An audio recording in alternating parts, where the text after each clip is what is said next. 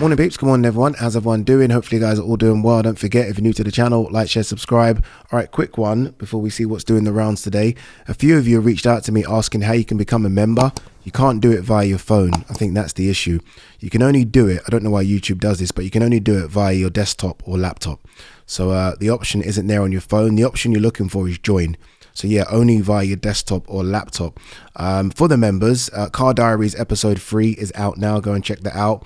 The Ade and G-Man Q&A is also out now as well.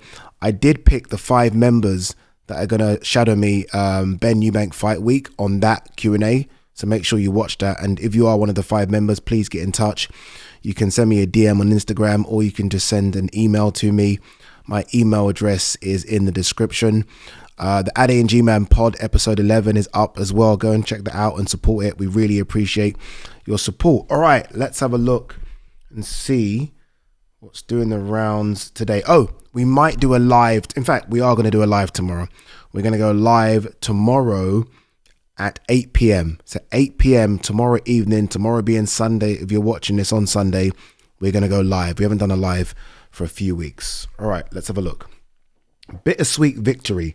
Lewis Crocker and David Adeleye must win again to feel like winners. 2 completely different circumstances. Completely different. Lewis Crocker was getting busted up. Bad. He actually has been saved. Like, he was on his way to losing. Let's be honest, guys. I mean, if you've watched that fight as many times as I have, obviously I was there watching it live. There was only one winner in that fight, and that was Paddy Donovan. Like, Lewis Crocker just did not get going. So I don't know what Lewis can do in the rematch to kind of change that around. I mean, I said after the fight, and I said before the fight, like, I actually thought Lewis Crocker would have won, because I was going on what Lewis Crocker did to get that fight. Like, Lewis Crocker in his fights is always entertaining, always on the front foot, punches and bunches. We got none of that against Paddy Donovan. None of that. So he might need to revert back to type if he has any chance. As for David Adeleye, I thought Adeleye was slowly but surely starting to turn that fight around.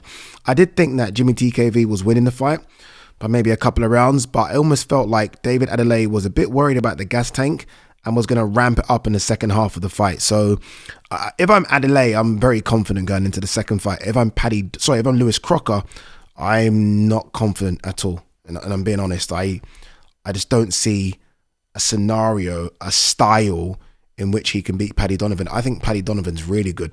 I think Paddy Donovan is world level. I know that might be a jump because we've not seen him fight a world level operator, but you can just see it sometimes. And I'm like, I like his hand speed. I like his punch power.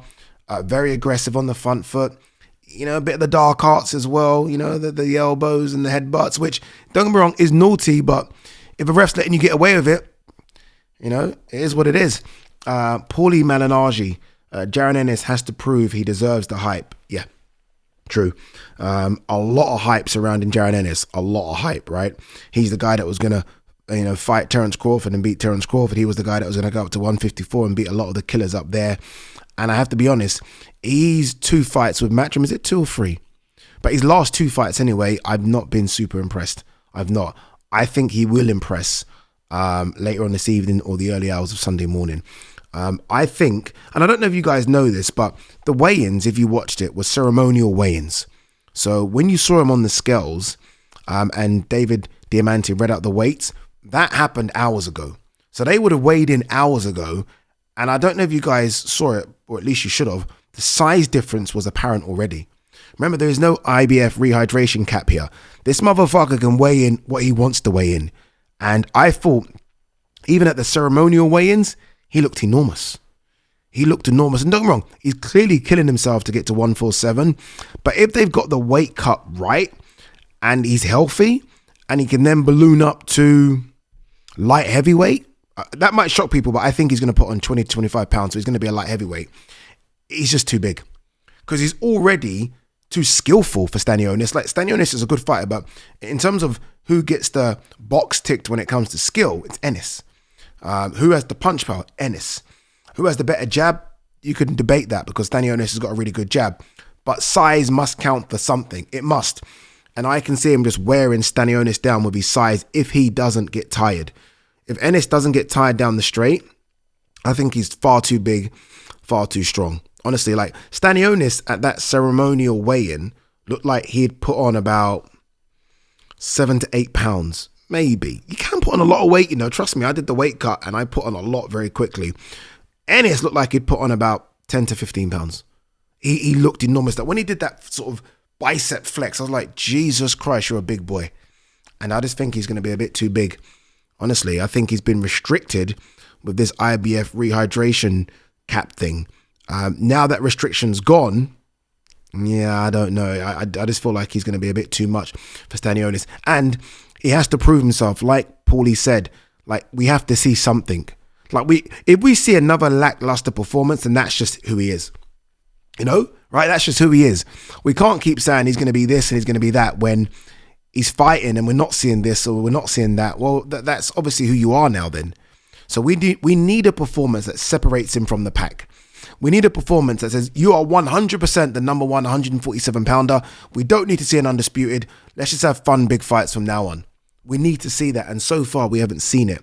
But I expect him to have his problems with Stanionis. Rightly so. Stanionis is a good amateur, good boxer. Again, great jab.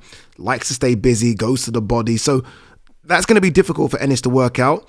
But I expect Ennis to work it out and then stop him late. 10, 11. Like stop him late. On cuts maybe. Because Stanionis does mark up quite easily. But I think we might see the best Ennis performance. Almost backs against the wall. You're having to prove yourself because people are starting to doubt you. Whereas, you know, when Eddie signed him, it was like, I'm signing a future pound for pound king, pound for pound star. Even Eddie will be like, I'm not quite sure. He won't say that publicly, but privately, he'll be having these conversations with the team like, I don't know. They need to see something. Like he's not fighting in Philly, which I think was a bit of an issue for him because when you are fighting in your hometown, there's just that extra pressure. You're getting people randomly calling you for tickets. Like you just want to be away from that noise sometimes. So I think him going to Atlantic City is a good thing. I think it's going to be a really good fight. I should have done a live watch along. I didn't really think about it properly. I should have done a live watch along, but we'll react to it on the live that we do tomorrow. Like up until me seeing the weigh-ins, I was like, you know what? I wouldn't be shocked if Stanionis causes an upset here. Wouldn't be shocked. Now I would be shocked. I expect Ennis to become unified champion early tomorrow morning. Shane McGuigan excited by link up with gifted Scott Willie Hutchinson. Okay, it's interesting. I think I heard about this. I think that might have been part of the reason why Craig Richards left the camp, you know. It might have been. Obviously, Craig was with Shane McGuigan. Look, I think Willie's a good fighter. I really do. I wasn't too sure about Willie. I like when that 5 versus 5 was announced, I was like, oh, Craig's going to run through him. Like, all the other matchups are like, well, that's a tough one. Hergovich, Dubois. I actually went Dubois, but all of them were kind of tough for me. That one, I was like, Craig's going to do him. I was shocked. And I was also shocked about his performance against Joshua Boatsi. I thought he looked really good there. So, yeah, be interesting to see what Shane can do with him. So many good fights in the 175-pound division in the UK. So many good fights. So, we'll see how he gets on. What's this? What's this one? How did Jarrell Miller rise from 13th to 4th without having a fight? Boxing. What do you mean, how did he rise? Boxing. That's how he rose. I mean, that's pretty obvious, if I'm honest with you. We know what boxing's like. Boxing's the dodgiest sport there is. You can climb rankings without doing shit. Fact. Shanika Johnson re-signs with promoter at DeBella Entertainment. Shanika coming off a good win against Nina Hughes. I thought she might have gone the MVP route, right? A lot of people seem to be doing that. But yeah, DeBella, he said some nice things about MVP promotion, so I wouldn't be shocked if he's signing her and then he almost loans her, if you like, to MVP promotions, because I think she's desperate to get the Dina Torslund fight. And she's obviously with MVP now, so there could be a case of if Dina comes through her fight, Dina fights Shanika Johnson, which should be a good one. Robert Garcia's new boxing haven comes from the heart. Robert has one hell of a fucking stable. No wonder he was trainer of the year. Hell of a stable. Obviously, look, he's big ones. The big dogs are Virgil Ortiz and Bam Rodriguez, but he's got so many good fighters. Like, incredible. I still say this to this day. I was upset AJ left Robert Garcia. Like, you go back and watch that performance, AJ Usyk 2, where I actually thought AJ put in a really good performance. That's probably the best I've seen AJ box. I don't think AJ's boxed better since then, if I'm honest with you. I thought it was a good matchup. Perfect matchup. Robert Garcia, again, a very good trainer. And some people are saying, yeah, but he's never trained a heavyweight. Bollocks. I don't know what that means. It's nonsense. Look at the resume. Look at the CV of fighters Robert Garcia has trained.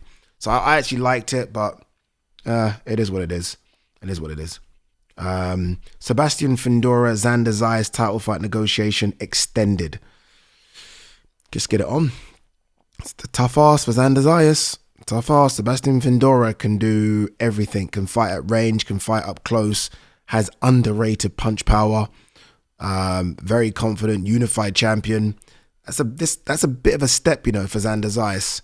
In fact, I think it's more than a bit of a step. I would 100% pick, and I like Xander. I like Xander a lot, but I'd pick Sebastian Fundora to get that one done. Moses ITAUMA set to face Mike Balogun in Glasgow, May 24th. So that's the undercard of Josh Taylor, Echo Usman. I mean, no, I'm not mad at this. I know some people are. Some people have reacted quite negatively to this one. If he's not breaking the Mike Tyson record, let's just build him. Let's build him correctly. So I'm not that upset. Is Mike Balogun a step down from Dempsey McKean? Yeah, maybe. A small step, but a step down. I agree on that point. But Mike Balogun he's a former NFL player, by the way, but he was on this run until he ran into Gassiev, and Gassiev kind of put a stop to that run straight away, stopped him in two. If he is going to have these type of fights, then I need loads of fights. This year, he should be having 5 or 6 fights. I was going to say 7, but 5 or 6 fights this year, if it's going to be that type of opponent. Someone mentioned a really good name. I think it was on my Instagram. I think someone might have sent a message. Back end of the year, Jermaine Franklin. I was like, ooh, I like that. That's a risky fight. Risky, but yeah, I like that. We'll see, right? I mean, Jermaine Franklin, that's a good one. He's almost been... Has Jermaine Franklin fought anyone? When was the last time he had a fight? 1 second.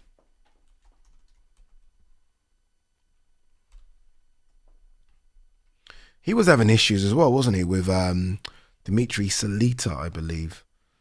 Seems like a few boxers. Otto Volin had issue with Dimitri Salita. Obviously, Jerome Miller's one is very highly publicized. 1 sec, babe.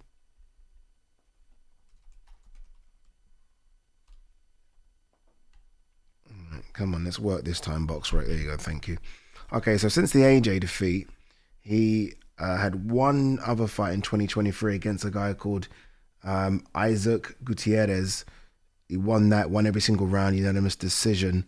And then another fight against Devin Vargas, who was 22-10. That Isaac Gutierrez was 17-0-1, so it's not too bad of an opponent. Against Devin Vargas, who was 22-10, the fight was called off in the 6th round, but he was winning that comfortably as well. Okay, only one fight in 2024. I'm sorry, that's just not good enough. That's just not good enough, is it? It's just not good enough. But again, that could be because of the issues I mentioned with Dimitri Salita. All right, I think that is it. Yeah, that is it. Boys, girls, I will see you tomorrow. Peace.